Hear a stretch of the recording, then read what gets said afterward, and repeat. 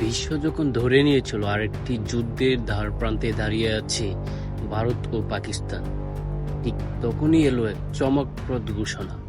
যুদ্ধ নয়, এবার শান্তির পথে হাঁটছে এই দুই প্রতিবেশী দেশ। কিভাবে সম্ভব হলো, চলুন জেনে আসি।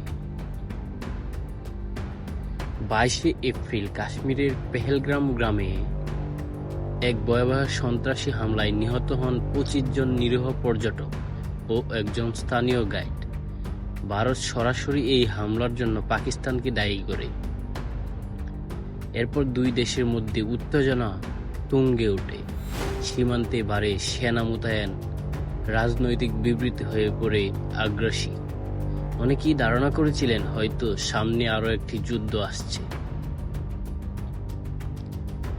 ঠিক তখনই এলো এক আশার আলো। 10 মে যুক্তরাষ্ট্রের মধ্যস্থায় ভারত ও পাকিস্তান যুদ্ধবিরতিতে সম্মত হয়।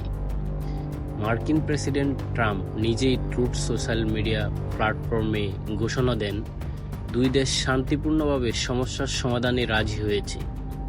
পাকিস্তানের উপপ্রধানমন্ত্রী ইসহাক দারও এই সিদ্ধান্তের কথা নিশ্চিত করেছেন।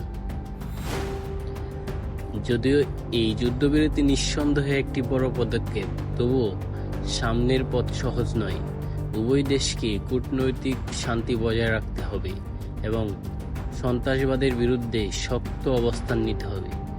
শান্তি যেন কাগজে না থেকে বাস্তবেও বাস্তবায়িত হয়, সেটাই হলো এখন সময়ের দাবি।